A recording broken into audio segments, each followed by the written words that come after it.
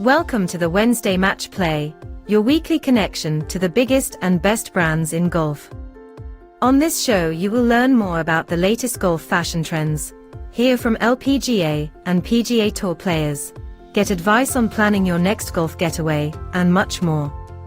Broadcasting live from Palm Desert, California, now on the tee, Ricky Potts. Head over to letsplaythrough.com. Gabe got his hands on the Bushnell Launch Pro Circle B.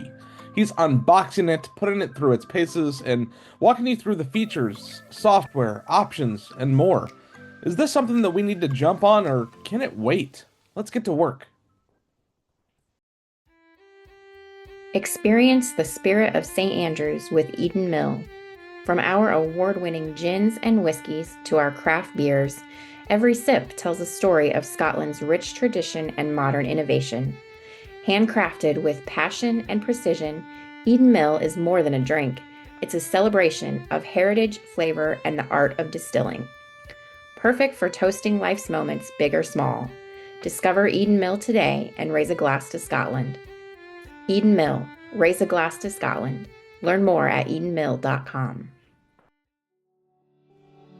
Josh Smith is a landscape oil painter whose work has become a favorite among top golf architects, PGA Tour players, and natural golf lovers, with supporters like Tom Doak, Bill Coore, Ben Crenshaw, and Tom Lehman. His paintings have been featured at iconic West Coast clubs like Bandon Dunes, Pebble Beach, San Francisco Golf Club, and Cypress Point, and he recently expanded into plein air painting after starting his career in Sedona, Arizona.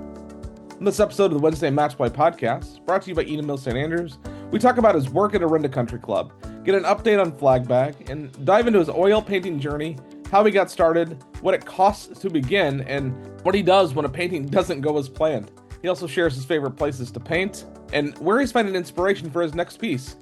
This was a colorful conversation, and an honor to have Josh back on the show. Let's tee off.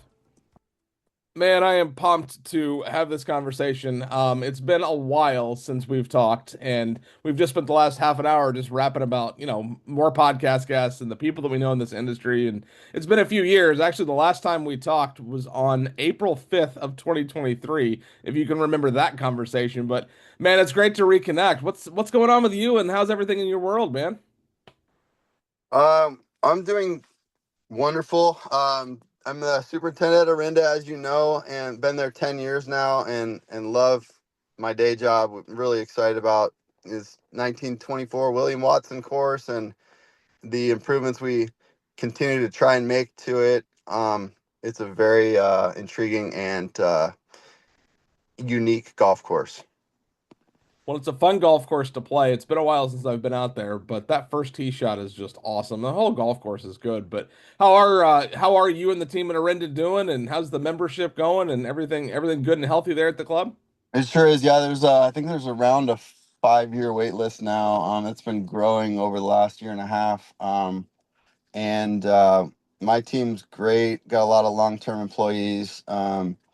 Pro shop's great. Membership's thriving. It's getting a lot younger, and for the better. It's all good. It's a lot of good people coming in. I guess when you have a wait list, there's an opportunity to be a little bit selective on who you're letting in too, which is always kind of probably good for the long term of the club.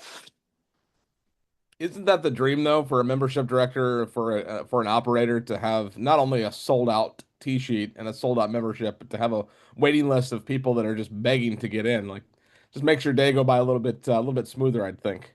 Yeah, it's a good problem to have right now. So, well, the last time you and I talked, you were promoting the FlagBag Golf Company. Are you still doing that? And if so, what does that operation look like today? What's going on with those?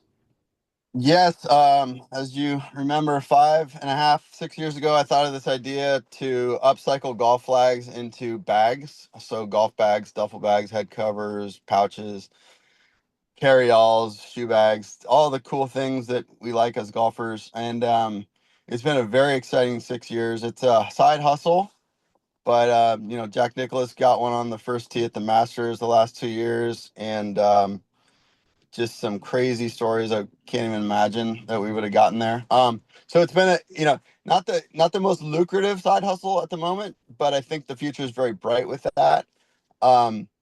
And I've got 2 new partners And 18 months ago, I got a couple guys joined the FlagBag to help me get to that next level.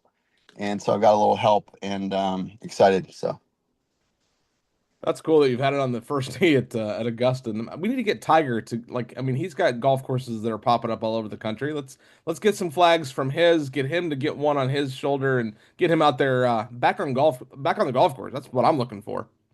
well, yeah, I think, ceremonial first tee shot right now, it's three guys. I would imagine Tiger will be there whenever he wants to be there. And what's cool about that is you're only going to bring the driver up and you still want to have a golf bag. So you don't need a full set of clubs. So it just kind of makes sense to have a smaller golf bag when you're going up there. So maybe, yeah, we could put together his 18 wins and fit them all in there maybe. Well, there's got to be some Sunday Red thrown on there too. I mean that company is just exploding, and I've actually got a couple of pieces from that collection. And the delivery of the items when they arrive in the box, like it is just absolute world class. Yeah, that's cool. Oh man, I was thinking about that the other day. My assistant wears that, and I was like, I might buy something, but more than that, I want to get that logo on a golf bag with some items somehow through them. I am so eager to chat about Joshua C.F. Smith oils. I mean, not only are you a golf course superintendent, not only are you making golf bags out of upcycling pin flags, but now you're also an artist. And bro, this stuff is incredible. Tell me more about this. What is it? What are you doing? Like, just give me an overview of what you're doing here on canvas. I played golf at college at St. Mary's, studied business, but I didn't want a job in a cubicle. And I thought maybe I can go out and help build golf courses, get into golf design. So I ended up helping build golf courses mainly along the West Coast for 5.5 years. And a few days before my 25th birthday, I was building a golf course in Sedona, Arizona called Seven Canyons. Tom Weiskopf was doing the work with Phil Smith. And on this particular project, the only one in those number of years, they wouldn't allow us to work Saturdays or Sundays. So I'm by myself in Sedona, the most beautiful place, in the country potentially. And I've got 2 free days. And I'm like, well, I'm going to go for a jog for 10 minutes. And then what? Like drink a 12 pack? So I was like, I need to get a new hobby. And I saw a painting in the Phoenix airport of an Indian woman with a blanket, and I saw the rich texture of the oil, and I said, "Wow!" As I'm driving up to Sedona, I'm like, "Wow, I want to maybe I'll get some oil paints because I'd always been pretty artistic growing up. I was like the second best artist in my class, never the first." And on the 2-hour drive up, I was like, "I'm gonna find out where the art store is." So I got in, called the art store, left a voicemail on their answering machine, and a lady called me back, and it was a Sunday, I believe, and she said, "Hey, I just got your message. The art store's closed, but you could I can meet you down there, and I can open it up for you."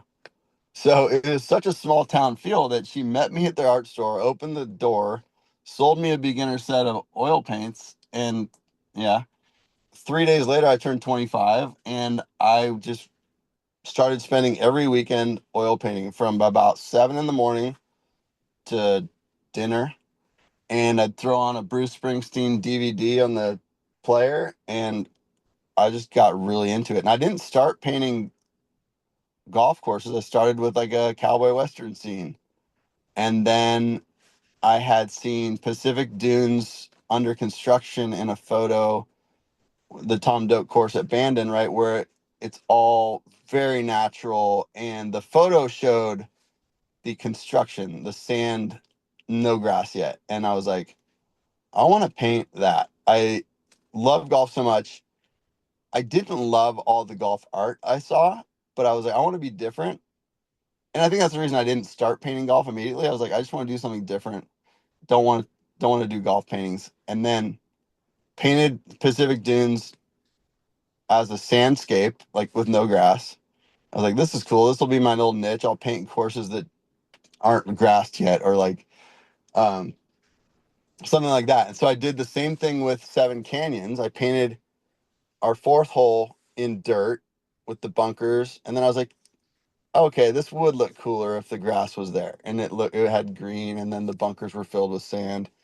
So I'm gonna go ahead and, make it look like a golf scene, but I wanted to keep it looking supernatural. And so my whole draw and excitement for oil painting golf courses was I want to paint the natural golf courses. I want it to look like it could, maybe it's not a golf course.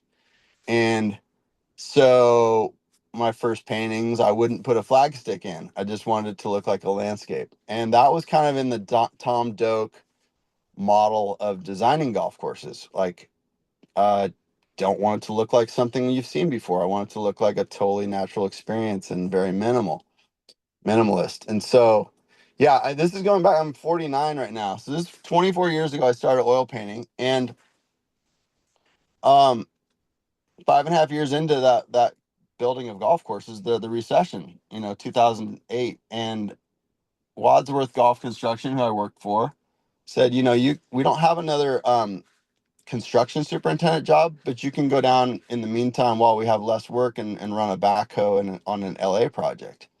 And it was like, I don't want to go run a backhoe 6 hours from home.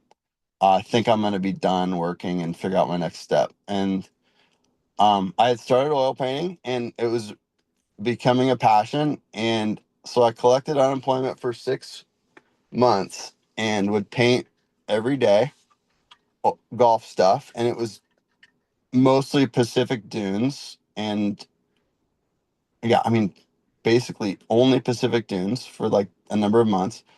And I sent emails to 2 different people asking career advice.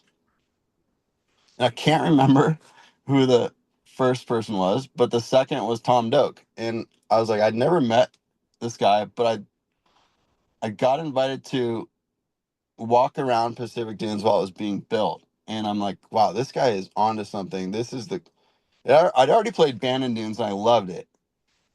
But I got invited to see Pacific Dunes under construction. I was like, whoa, this is totally different. This is too cool. How did this no name from Michigan get this job? And I want to ask him some questions. So I told him my whole background, love golf, built golf, but don't know what I'm going to do next. And by the way, here's some oil paintings I've made of Pacific Dunes. And he said, wow, these are some really cool paintings. If you don't have any better offers, I'd like to buy this one. And he's a very discerning guy, very opinionated. His Confidential Guide to Golf book, if you don't know that, you might look it up. But he was super outspoken about what his tastes were in golf, to the point where he burned some bridges with a lot of architects. He would say not glowing things about Arnold Palmer's or Jack Nicklaus's courses or Robert Trent Jones Jr. or whoever. And so as a youth, he had developed these very deeply ingrained, like opinionated, ideas about what he thought golf should be. And when there was opportunities missed on a design, he pointed it out and made some enemies. But anyway, back to that. He's very discerning. And once he told me he liked my paintings, I was like, wow, there could be something here. And he said, if you're around in 2 months, we're coming out to San Francisco Golf Club and you can help us on our bunker restoration, and we can meet then. And man, I had the biggest high from that, between jobs, but this up and comer was, really into what I had been showing him. And each week I would show him a new painting because I'd just be painting 5 days a week. And he'd be like, wow, I think I like this one more. And then I think I like this one more. This might be the one. And so once we met 2 months ago, I was helping build some bunkers or restore some bunkers at San Francisco Golf Club with Jim Urbina and the team. And Tom came through and he said, well, we're going to have steak dinner at Val's. Why don't we meet there? Can you do that? And then I know you brought the oil painting so we can look at which one in person I like the best. And so he chose the 9th at Pacific Dunes. And that was the start that got me off of a launching pad. So I was like, wow, Tom Doak likes this. People are starting to learn who Tom Doak is. I'm doubling my price. And then a year later, doubling my price. And he introduced me to the board at San Francisco Golf Club, and they gave me permission to take photos and do paintings. And if you know anything about San Francisco, they don't allow people to take photos. And so I was like, wow, this is too cool.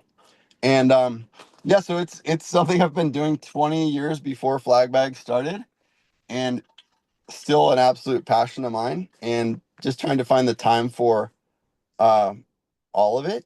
And as we've made our first hire at FlagBag, I've got a little bit more time to get back to painting more. And so I've got a couple, 4 or 5 out ahead of me, and I think I probably got 55 paintings on my website that I love, and they're all sold. And um, it's been a blessed way to be involved in golf. So I don't know if I like the golf course at SF or the clubhouse and the locker rooms. I mean, that fire pit is, I mean, that alone, the fireplace is probably my favorite memory of that golf course.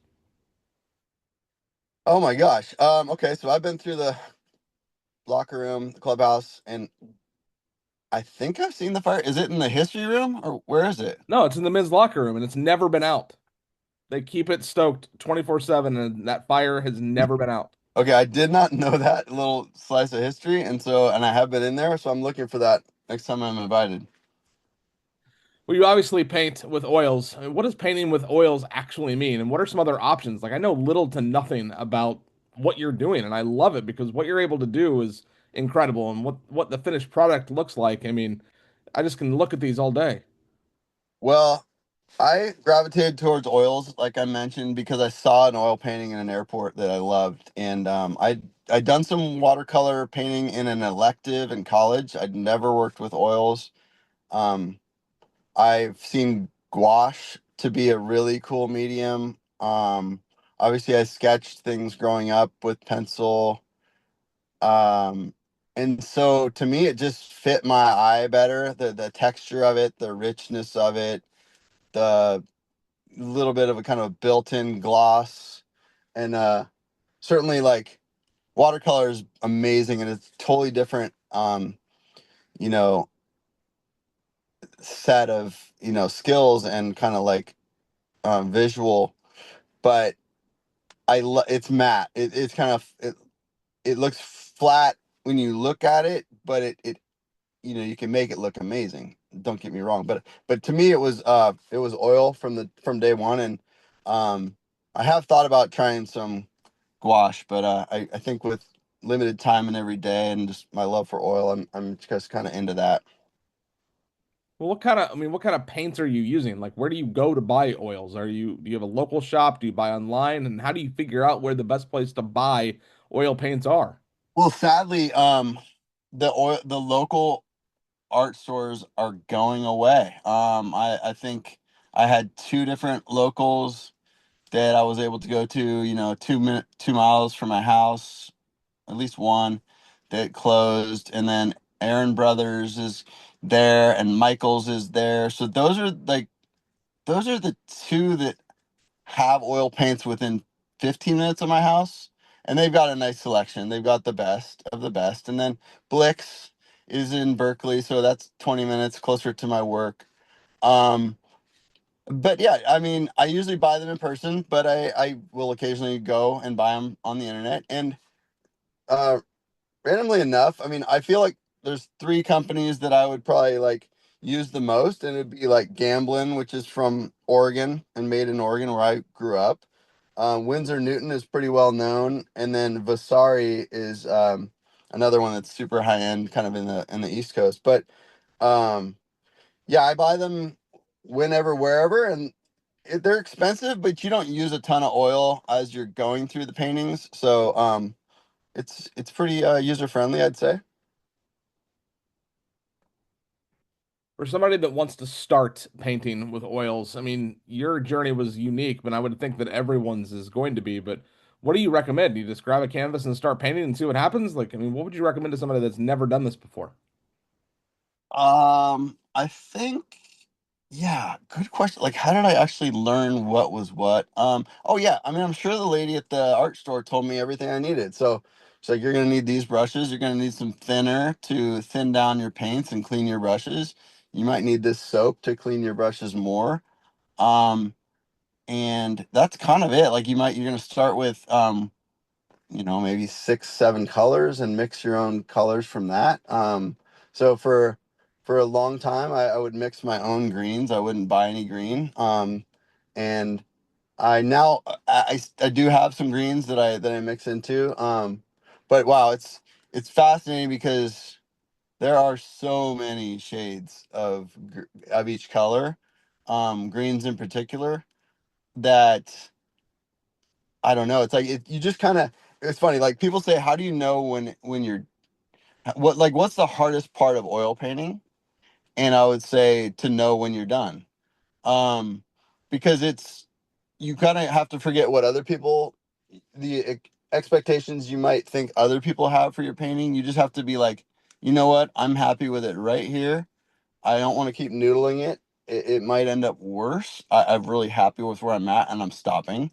Um, so so that's kind of it. I mean, you start with minimal number of paints, and you have your different utilities that help you clean up and thin down, and um, you get yourself an easel. You're not painting flat, so I mean, there's all the little things to get started. But it's been exciting, and I really enjoy it, and I get into a groove, and I usually have to paint for at least 4 hours at a time. And you can't really do like an hour here, an hour there. So I try and find my windows mainly on weekends and sometimes in the evenings, if it works out. Well, what's it going to cost? If I go out and I buy a canvas and I buy some brushes and some paints, I mean, we talking 30, $40, or we talking a couple of hundred? Like, what's the investment if I want to start painting with oils? Well, the easel would be the most expensive. I mean, depending on what you start with. I started with something. I mean, I think I started with. I think I might have made my own easel for a couple of years from a camera tripod I had. Yeah, I did. So I kind of like figured out some coat hangers and had a camera tripod and like started with that for a number of years probably, and then ended up getting a couple of almost like really standard easels that were not super great. Now, only within the last, I mean, 22 years later, it took me to get an actual like pretty nice easel. But there are $5,000 easels, which would be really cool if you had a dedicated space. I would try and get one of those at some point in my life. Um, but that's the most expensive. You probably spend, depending on what kind of easel, you're gonna at least spend 100 to 200 probably, and then everything else will happen for around 150 probably. So you're probably gonna be like 400, something in that range if you wanted to get it all started. So if I'm working on a piece, or even you working on a piece, and you make a mistake, what do you do? I mean, can you fix it? Do you start over, or do the Bob Ross happy accident method? There's That's a good question. I think that oils have a little bit of a connotation of they're not very forgiving. But I would say that's probably not as true. Watercolors are super unforgiving from what I understand and know. But oils, you can always let something dry and then paint over it. Um, you have to paint fat over thin. So you can't like have a thick coat of paint and then let it dry and then like paint a thin coat over it. That might crack. You have to go thin and then kind of add on as you go. You can also erase things. Like if you realize you've kind of you hate something right away, you can kind of wipe it off with some solvent and paper towel or something like that. So um, now if you're gonna know on the spot you don't like it, you can pull it right out before it dries. There are ways to speed up the drying and slow down the drying, and whatever you're comfortable with there. That's a personal thing. Like, do you want it to dry really quickly? Do you want to paint wet on wet? Um, Typically, you're in what like I would say in watercolor and then acrylic. That stuff's drying pretty quickly, and you're painting kind of dry. With oil, you're usually painting wet on wet, so you can move paint around for those whole 4 hours to your liking. Um, so then you will, if you've used any kind of a medium to help it dry, it'll be dry the next day. If you haven't, it might take 4 to 5 days to dry. So there's all these little, nuances that you'll learn and you'll develop your own like tastes for. Well, you have painted some iconic properties. How do you decide what club or what hole to paint next? I typically like to find angles that are new.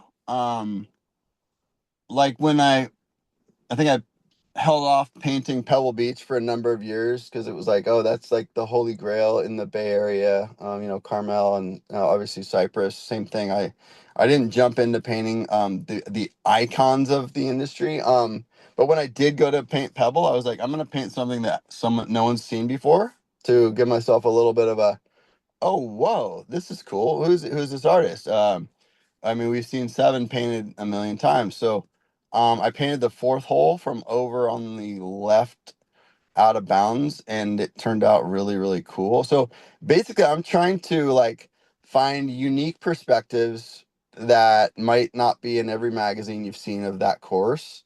And I like it to have a high contrast, whether there's shadows or a a background against a light background against a foreground that's dark and vice versa.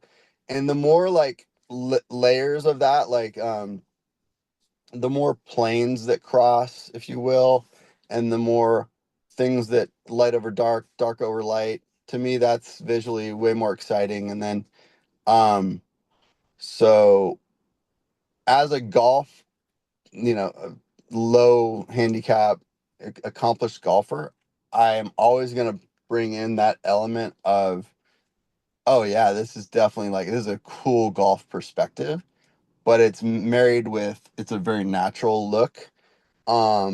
So Bill Coore of Coore and Crenshaw has, written me a testimonial of how much he likes my work. And in it, he says, something to the effect of, it's so naturally painted and impressionistic, yet every golfer knows what they're looking at. So that's what I'm kind of leaning into, like something that feels right to the golfer, but looks really, really natural and maybe hasn't been seen before. That's kind of where I try and go. Well, if a club finds you and says, "Hey, come paint hole 3," what does that process look like? And are they telling you what to paint? Do you go out and do a site visit and you tell them what you want to paint? Kind of walk me through what that looks like if a club wants to bring you on site. It's a great question. Before being married and having kids, I was moving around, traveling to play golf a lot and seeing the best new courses and a lot of cool things. And haven't done a lot of golf travel in the last 15 years. And so more and more of my paintings are happening through photography that someone on site will share. Maybe it's a professional photographer that would give me the permission to look at their stuff. But I usually like to have a mix of like, sometimes with a painting, it's kind of cool because you can have the angle and the perspective and then switch up the lighting based on, oh, this photo doesn't quite have the dramatic lighting, but I want it to look like this. So you can kind of marry the two as you're going. But I was talking to the owner of High Grove yesterday, which is a new Gil Hanse course in Florida, and he wants me to do a painting for their opening when the clubhouse opens. And he's like, are you coming out? Or you want to paint from photos? And I was like, I don't know. Like, what do you want to do? And so I haven't done a ton of travel um, to do paintings, but I have done some. And it's just tricky to, my wife's a kindergarten teacher. My kids are right in the thick of it. So it's a little hard to get away for 2 days to research for a painting. Um, but I think that'll be happening more as my kids are, into high school and college, of course. But I hope that answered your question on that. Yeah, it does, and it's cool that you're able to do it from home and you can do it off of photos. Obviously, you're going to have a better experience if you actually get your feet on the ground, but obviously life gets in the way because it's not like you have nothing else going on. Right. And it's funny, I took some mentoring classes a couple years in, and every Wednesday or Tuesday night I'd go and paint with 6 or 7 other people. And one of them was like, hey, I'm I'm in this plein air movement. It's an old style of painting, and he's like, but I'm actually starting a magazine about it. I want to see it come back and resurge. And he said, you guys should all try this. And I'm like, oh, I just paint golf courses. I don't think I'll get into plein air painting. And a couple years went by, and I started seeing my favorite paintings. Were from a guy in Carmel who just did natural landscapes, and he was really into plein air, and he also did studio painting. And his name is Brian Blood. And once I saw his work, I said, "Oh man, I am going to get into plein air painting." And so that has been a very exhilarating and exciting uh, part of oil painting for me. So man, I think it might have been 10 years ago that I got a plein air easel, which plein air means you're painting from life outdoors. And you'll set up an easel and you will have a small canvas and you will paint for maybe an hour, maybe an hour and a half max. And the lighting will be changing as you're doing it. So you got to be done. You can't just keep going because your subject keeps changing. Um, but I got into that.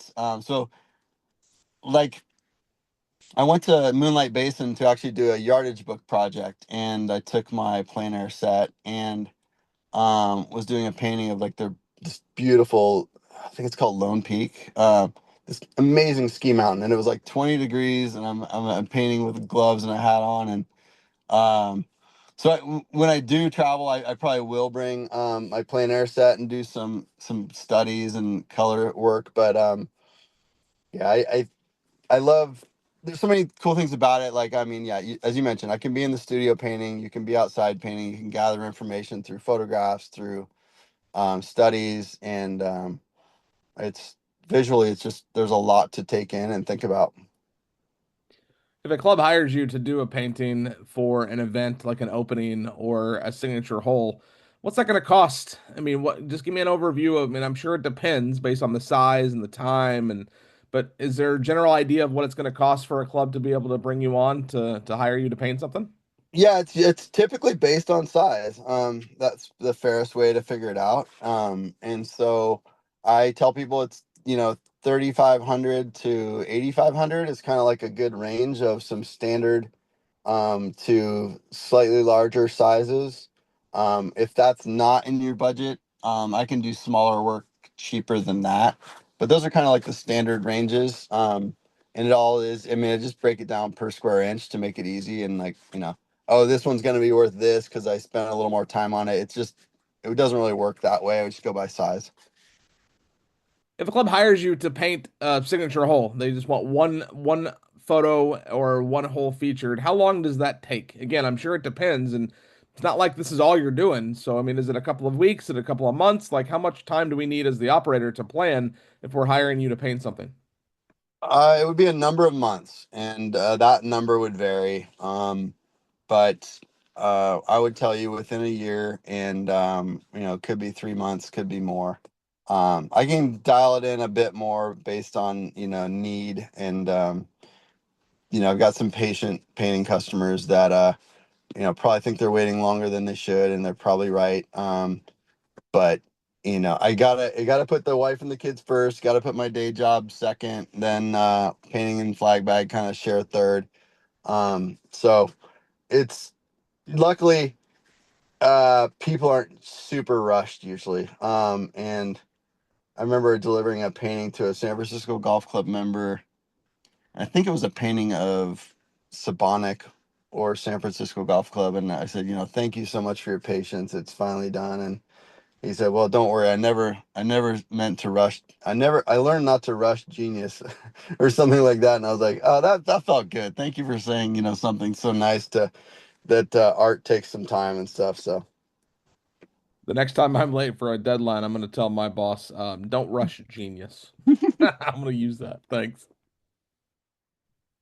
You yeah. have obviously painted a lot of iconic holes. I mean, we're talking Bandon. You mentioned Pebble, Terra Edie. I don't know if you got the chance to visit Terra Edie, but that's one of the best golf experiences I've ever had in my life.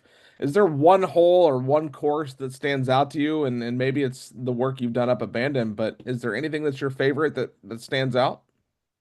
I Usually it's like 3 or 4, and I always go to the Cypress, the ninth hole at Cypress, because it's probably my favorite hole in the world. It's so naturally laid out. If you look at Jeff Shackelford's old book with the Julian Graham photos in black and white, and it shows the before and after of Cypress 9.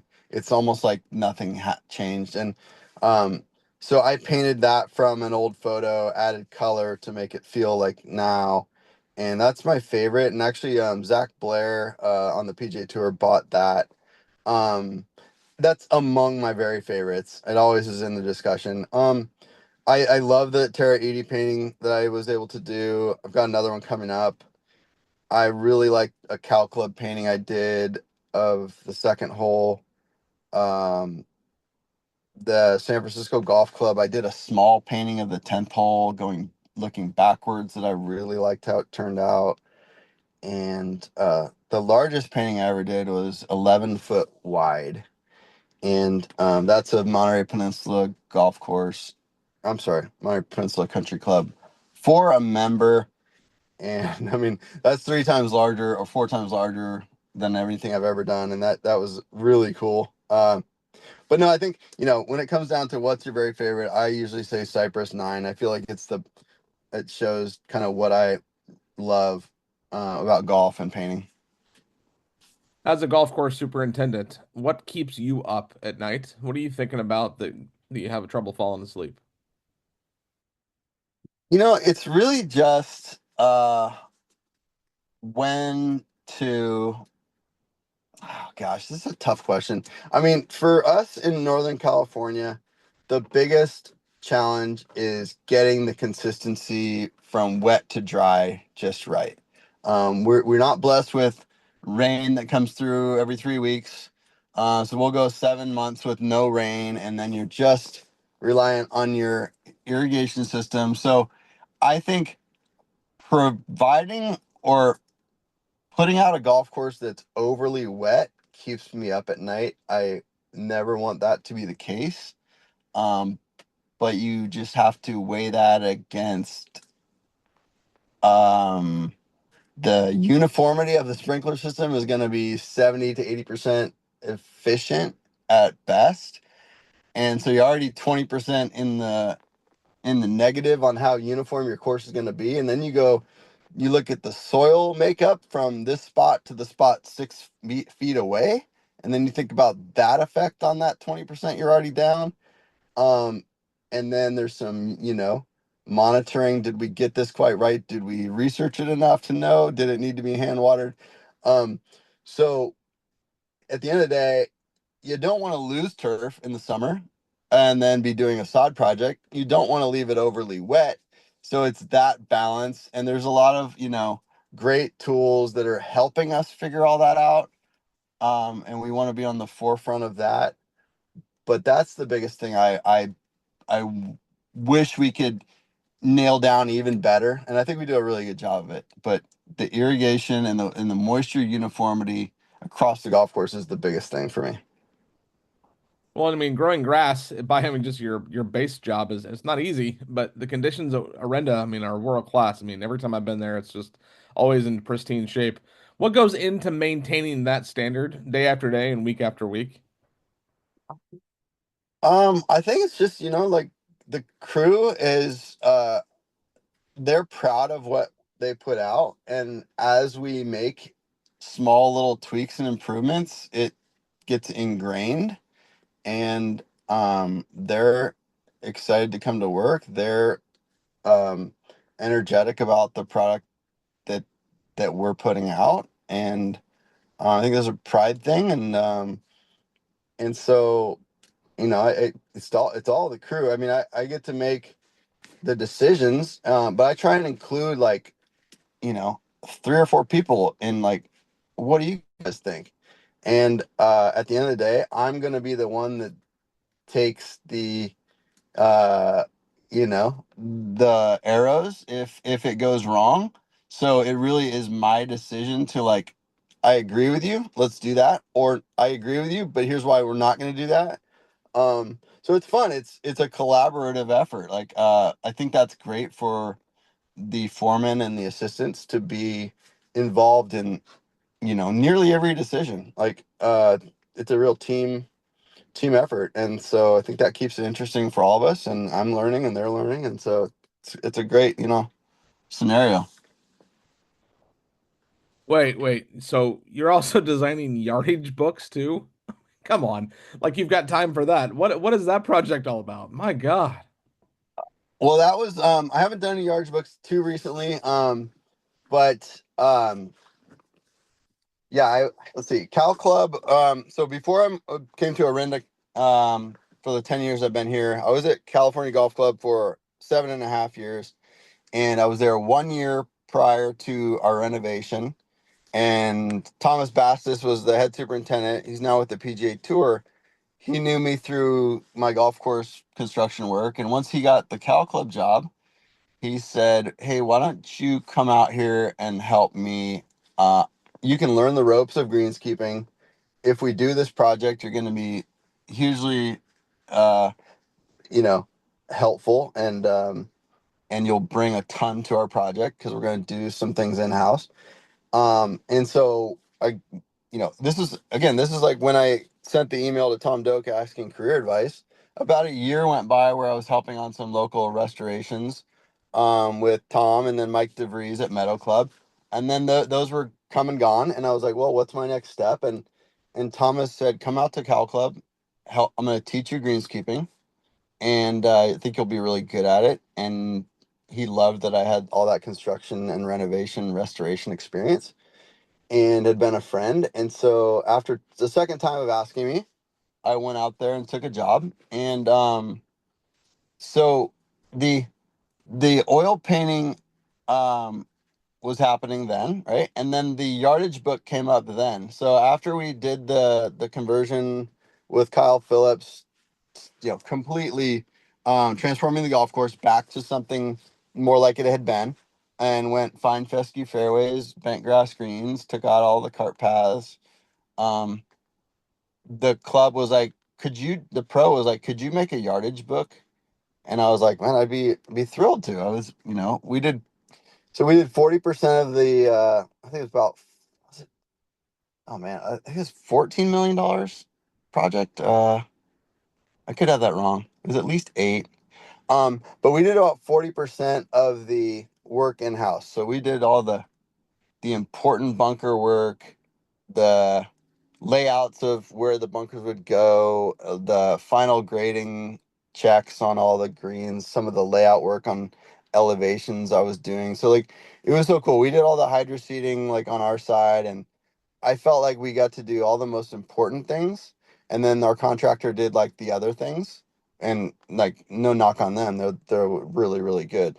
Um, but I had already like known all these shapes intimately. I was studying these shapes of the bunkers and the greens, and so the pro said, "Would you do a yardage book for us?" I was like, "I'd love to." So I'd never done one before, so I was like, "I'm gonna oil paint all the greens, and I'm gonna oil paint all the fairways, and then I'll scan that into Photoshop, and then I'll make some cool font, and we'll put like, I think I put like 4 different yardages on a fairway, and then." On the greens detail, there was the depth and the width of the green, and then some undulations painted in there. And so that was my first yardage book. And then someone had seen that, and I got to do a Dismal River yardage book next. So there was a Tom Doak and a Nicholas course in Nebraska at Dismal River.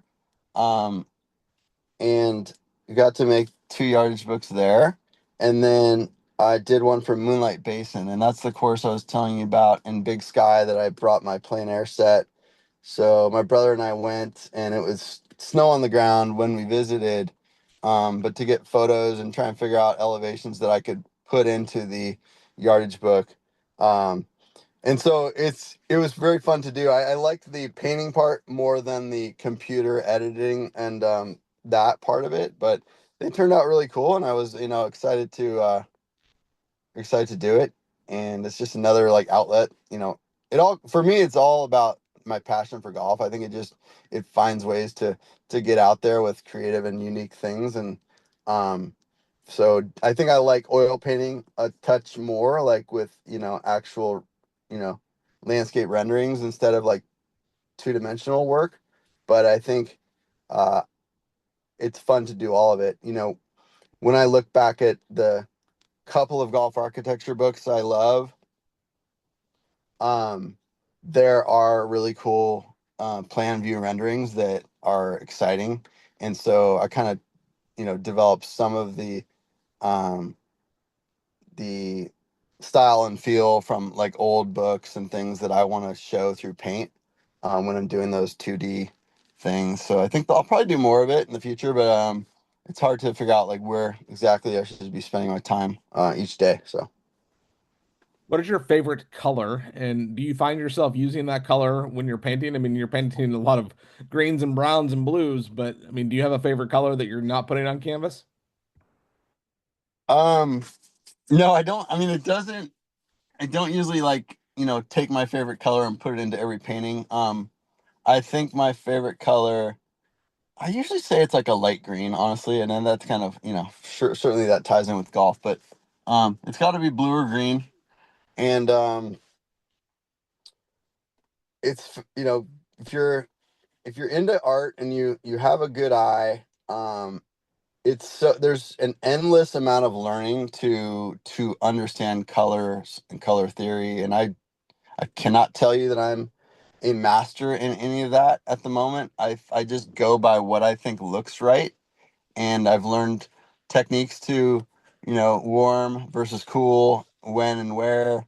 Um, but it's in like golf and life. You're never gonna have it licked. It's always gonna be exciting to, take the knock and then get back up and like try again the next day. So it keeps you entertained a lot, like, yeah, life and golf. Are you taking your work to any local art shows or showing it around town, or just going by leads that are coming in from what people are seeing on your website?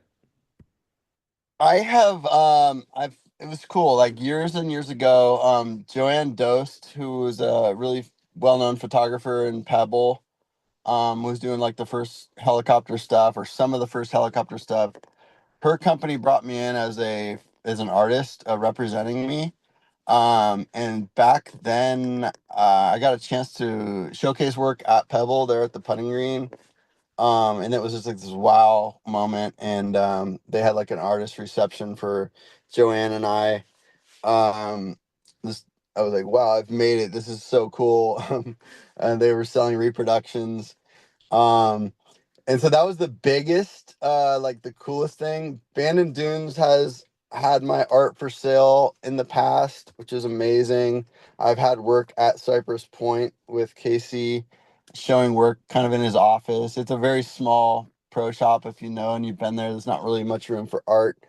Um, I've had work at coffee shops and some galleries. I think for me, honestly, my most people are gonna see my work online, and that's almost as good a fit than being at like an actual art gallery. It's easy enough to find customers and people find you through the internet, maybe versus walking into a gallery in a cute little town. That doesn't mean I don't want to be in galleries. But like I mentioned, I think every painting I've done is sold, and so it's kind of like, wow, paint more. It's not as if I'm painting and then trying to sell a painting. Most of my paintings are commissions right now, but to keep it fresh, I try and make about every third or fourth painting something that I want to paint. Um, the the cool thing is I want to paint nearly every painting I get an opportunity to. The commissions I get are usually right up my alley and like no issues. Like I'm excited and I'm enthused about each. But yeah, I try and do some of my own, but I don't show at galleries at the moment. And I just, yeah, it's mainly word of mouth and Instagram, or um a couple of the great clubs that have my paintings up now, like Old Town Club. San Francisco Golf Club, Seminole, Cal Club, Sabonic. Um, that's kind of like great marketing, but if you've seen that, I don't. It's not as if there's a big flyer that it's my work, but yeah, I hope that answers some of that. Who are some of the artists that inspire you, and what are you pulling from their work? So for me, like the guy I mentioned earlier, Brian Blood, he's a very funny, dry sense of humor. He actually likes golf. He's the guy that paints down in Carmel that is a plein air painter first and then a studio painter. I really love his work. So I've been to a couple workshops with him. As far as like a living artist, I would say him. And then I mean certainly like old masters and the greats throughout the history, the Rembrandts, the Albert Bierstadt is probably my favorite artist. Something about his work, and he was painting. I think he's a German guy, and he was painting the U.S. a lot in like really early, before you could go and buy paints at the store. Just amazed by the colors that these guys would get making their own paints, and what I love about his work was just the pretty high contrast in spots, and so those are my favorites. Are you hanging any of your work at home? I mean, it's neat to see it in clubhouses that are the places that you're mentioning, some of the most iconic clubs really in the world. But what about at home? You got any of these hanging in your living room or in your office?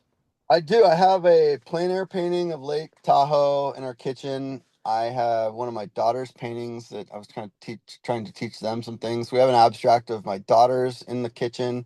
We have one of Brian Blood's originals in our bedroom, and I just did a painting of Punta Mita for a friend, and it's actually a uh seascape. There is a golf that tail of the whale that green is in the painting, but it's not. You can't tell. It's just kind of like this tiny little blip out in the ocean.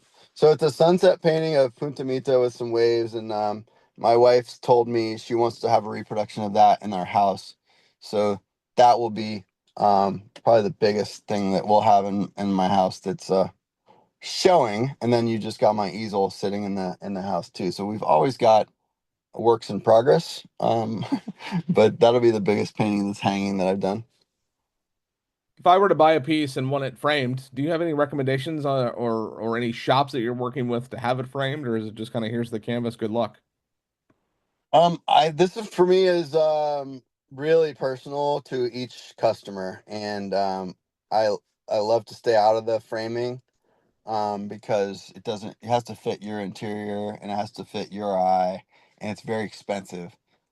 Sometimes people spend almost as much as the painting cost to frame it, and so I don't have a favorite framer. Um, and a lot of times, for example, the paintings I talked about are unframed except for the Brian Blood painting, which is framed, and he got it framed before I even got it. So If you could pick only one golf course, maybe even one hole that you could paint for the rest of your days, what would you pick? And I mean, that might be the hardest question I'm going to ask you today. that's a good one. That's a good one. It's kind of like that question, which course would you play for the rest of your life? But which hole would you paint for the rest of your life? Um, well, let me think about this. I love that I've stumped you. Like, Yeah, for sure. You've stumped me. I think it would probably be the 18th hole at the old course because um, I've gotten to paint that a couple times. I've never been there, and it's just rich with history, and the building is probably going to look cool at all different elements of light, and the golf course will always just be very natural. So yeah, that maybe that's it. I think that would be it. Painting the old course, probably the 18th hole. do yourself a favor, and when we're done here, you go and find a week on your calendar and start making plans. It's the best experience that you'll have in your life. I don't care if it's pouring down rain and it's windy or it's sunny and perfect conditions. It is the most unbelievable experience that I've ever had as a golfer and as a fan of just the greatest game ever played. I am going to do that. I'm going to turn 50 in May. I don't think I'll get there this year. I'm going to set a 5-year plan on that one. Where is the best place to learn more about you and your paintings and your flag bags and all of the stuff you have going on? Seems like Instagram is now the best place to see what I'm into. So I have a painting Instagram handle. I think it's JCF Smith. And then I have FlagBag has its own Instagram handle. And then Joshua Smith Art might be the other. That might be my painting one. But if you research Josh Smith golf art, you'll find me on that way, and then my personal one you might find, which is great. Love to just network and meet people, and then flag bag is pretty easy to find too. So Man, it's been great to reconnect and get you back on the show. It's kind of a trend I've got going. James Kronk was on the show recently, and he's been on the show 3 times for 3 different brands. So it's pretty cool to have that happening here in 2026. But what else? What else can you share with me that we haven't touched on here today? okay, so one thing that would be cool to talk about is when I was at Cal Club, just loving golf, and our golf course was basically done on the renovation, and um, heard that Tom Lehman was coming by the golf course, and so he was getting into golf course design, and so I took a black and white photo that we were trying to restore the 18th hole to look like, and I knew he was into golf architecture, and so I went up to him and said, "Hey, Tom, I'm a big fan of yours. Uh, I wanted to show you like some of the stuff we're working on here. Here's the 18th hole, and we tried to get this, and just show him something about. Obviously, introduce myself, getting butterflies, and wanted to meet him, but also wanted to show him a little tidbit, and I left, and then I think he asked the people he was with, like, who was that guy? And they explained a little bit about me, and then I want to say 2 weeks later, my boss and I were at Kentucky Fried Chicken having lunch, and a voicemail came into my Nokia, a number I didn't recognize, and I listened to the message, and it's Tom Lehman leaving me a voicemail. I'm like, oh my God, Thomas, this is a voicemail from Tom Lehman. And he said, hey, it was great to meet you. Um, I'm going to be doing a project in Valentine, Nebraska called Prairie Club. I would like to talk to you about flying you out to do some oil renderings of what I would intend to build, and to be able to show the owners and work with you there. And so it was like the craziest, sitting there having Kentucky Fried Chicken, and I won't forget that anytime soon. So he flew me out to the site twice, virgin site once, and then under construction once, and did some renderings of it.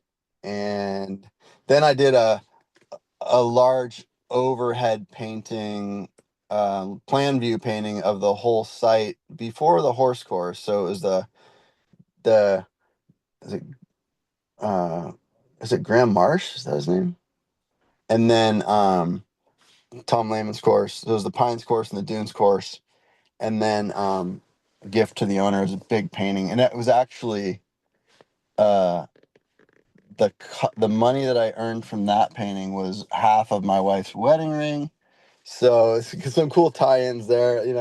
But getting that opportunity was so cool, and that's one that I wanted to make sure I talked about. There's some other really cool things. One that was funny is kind of a funny one, and the way life works. But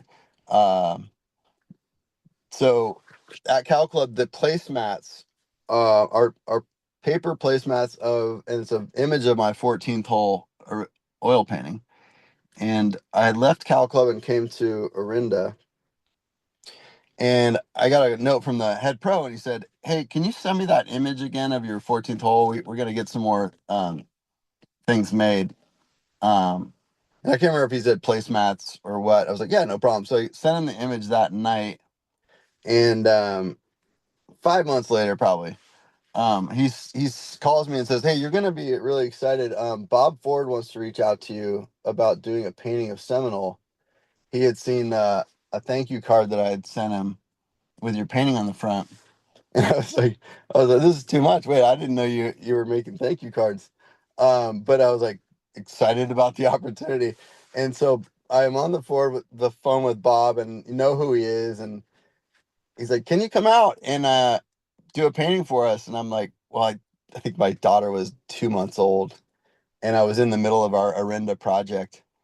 And I was like, I can't see any time on the calendar that I can come out there in the next year. As much as pains me to say this.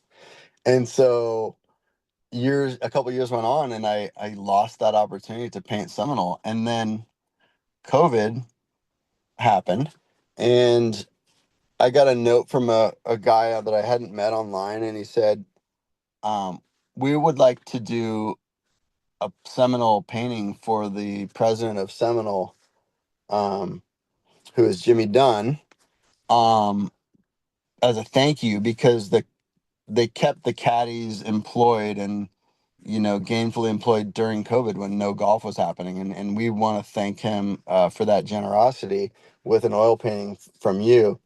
And so it was funny. It wasn't through the Bob Ford side, but I did finally get to paint Seminole, and they have put it into the clubhouse. And that's a fun story. That it's just funny how life works, where you can't always take every opportunity, but some of them come back.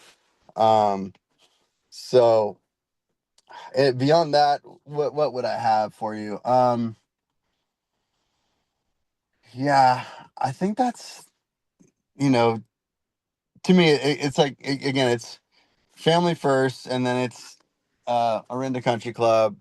Then it's like, where do I split my time between the other things? And it's a daily kind of quiz, but I hope I'm doing well with it, and just trying to balance. But I really appreciate you, I mean, having me on for the second time. I We haven't met in person yet, but we're in the same state, so I'm sure we will soon.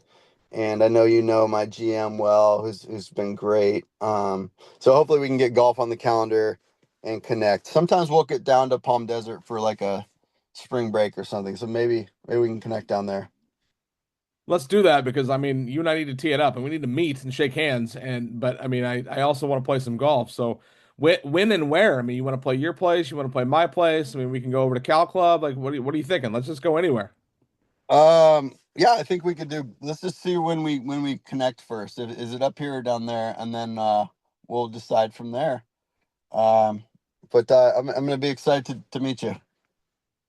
Leaders are readers. I mean, and there is no doubt you were a leader in a lot of different spaces.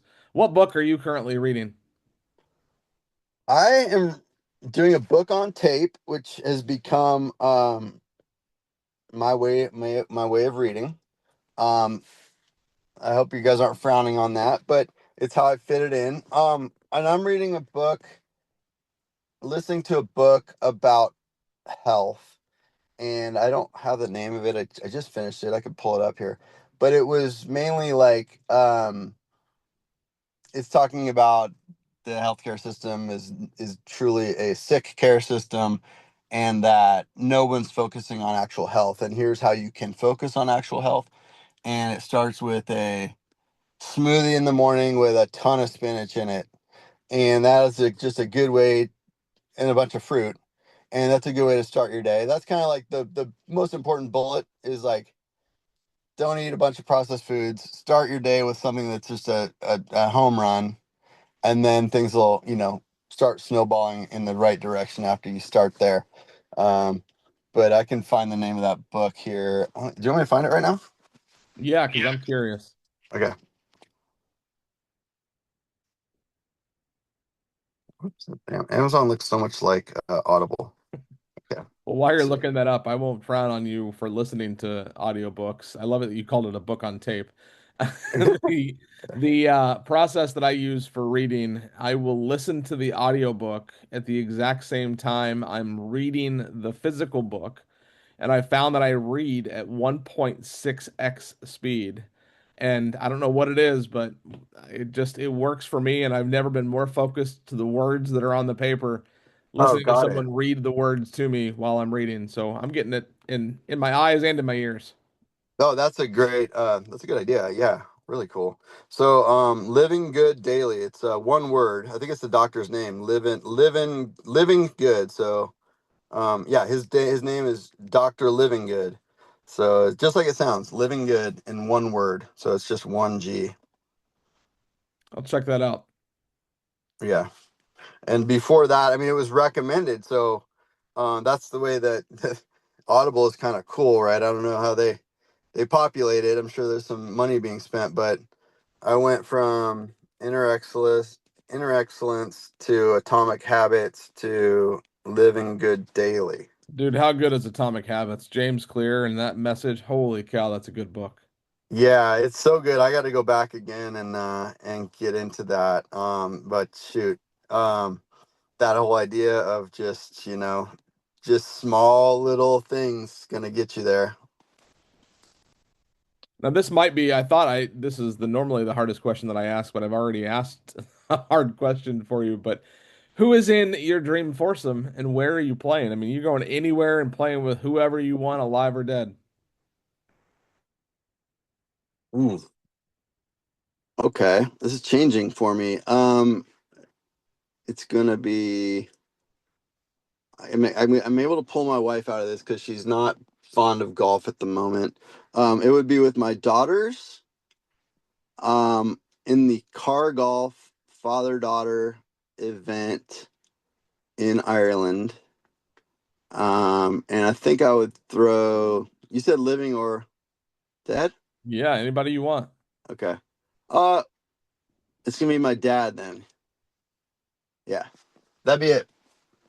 Dig that. My dad passed about 4 or 5 years ago, so that'd be an easy one. So, he introduced us to the game. So, Well, I know you're a big Tiger fan. I'm the biggest in the world. I'll have to fight you on the first tee to see who's gonna be the bigger fan out of the two of us. But he's tied. Sam Snead, 82 wins. I'm done talking about majors. I don't care about the majors record. Do you think he gets one more win before he retires? I'm such an optimist, and I've gotten to see him really come from behind, and you know, as opposed to his professional career where he won mainly from the front. I got to see a lot of the amateur stuff in person where he came from behind, and I've seen him win British Opens without hitting a driver. So with that, I think it's going to be a British Open. You're gonna like that. It's a major. It'll be a British Open where the weather is just so wonky, and they almost have to cancel it. But he's out there and he just has all the shots that he honed as a youth, and he gets it done there in just a very very off week where you get to take check swings the whole week. Well, I will tell you this. A friend of a friend was with Tiger literally 2 days ago at the Grove. Got the chance to spend some time with MJ. That's a pretty wild story. My buddy was texting me and said that Tiger looks better than he's ever looked in his career. And he said on the range that his ball speed is 5 miles an hour faster than it was 10 years ago. He's just not ready to come back yet because he's afraid that he hasn't had the reps. So if Tiger can stay healthy, and he's in as good of a shape as they say he is, and he's hitting the ball as good as it sounds like he might be. I think he can get. I don't even care if it's one and he's done. Just get to the wins record. I don't care about the majors record anymore. Just get me one more win. Yeah, I feel like I have a bit of a crystal ball, and I did say that Phil would win a major at 50, or I said he would be winning. Yeah, I think I said he would be winning majors at 50. And so I think that level of golf genius can definitely get it done later in life on the right tournament. Yep. Well, what's next for you and Joshua C.F. Smith Oils? What's the immediate future look like for for you in these paintings? I'm working on an Oakmont painting, and I'm starting a couple paintings for some Orinda members, and I have a Pine Valley painting coming up that's a gift to a member. So those are kind of the ones that are right here in front of me. Step into the heart of Scotland with Eden Mill Scotland Experiences. Journey through the art of craft distilling, where tradition meets innovation. From blending your own gin to savoring the finest whiskies, every moment is a celebration of Scotland's rich heritage. Whether you're a whiskey enthusiast, a gin lover, or simply an adventurer at heart, Eden Mill offers experiences you'll never forget. Book your journey today and create memories to last a lifetime. In golf, the 19th hole is a slang term for a bar or a restaurant on or near the golf course, very often in the clubhouse itself. What is your favorite? I'm going to see if it's the same. And what are you drinking? Oh yeah, you're gonna have the notes on this. I believe it's still gonna be a skinny, spicy margarita. Where where am I drinking it? Well, I go to out of a Yeti at Pebble Beach. Because during the AT&T Pro-Am that had 165 of our golf bags ordered for all the players, celebrities, it was the COVID year, and so patrons weren't allowed on site. And so during the telecast of the 6 people that carried our bag with Jim Nantz announcing, I drove down and put my lawn chair at Pebble Beach and had a margarita out of a Yeti, watching the Jim Nantz mention my name on the air, and Bill Murray and Larry Fitzgerald and Carlton and Kira Dixon and some different people were playing. And if I could recreate that one, I think that'd probably be my easiest thought. But if it had to be a bar, it'd be at St. Andrews, since I haven't had that experience yet. Well, when you're in St. Andrews, I'm going to have you start and have a beer and a sandwich at the Dunvegan. You're then going to go play 18 holes. You're going to walk. You're going to have a blast. You're going to get done. You're going to go over to the Jigger Inn. You're going to get a scotch and watch some players finish on 17 and 18. And yeah, let's plan that for you. Like, it would make me so happy to have you back on this show for a third time to talk about your experience at St. Andrews. Like, it got inspired here, and then you go over there and do that. Let's make that happen. I'm with you, and I definitely won't order that. I won't order that spicy margarita in St. Andrews. That's for sure. Yeah, thanks. I don't even know if they have tequila in St. Andrews. Man, thank you so much for coming back on the show. I mean, you were such a talented guy, and if you're not out there growing grass and stitching golf bags, you're painting these iconic places from some of the best golf holes and best golf courses around the world. But I'm so impressed by you and everything that you're doing. But keep up the great work, and I can't wait to see where you go and where you grow from here. Thank you so much. That puts this instalment of the Wednesday Match Play podcast in the books. But we'll be back next week for another exciting episode of the show.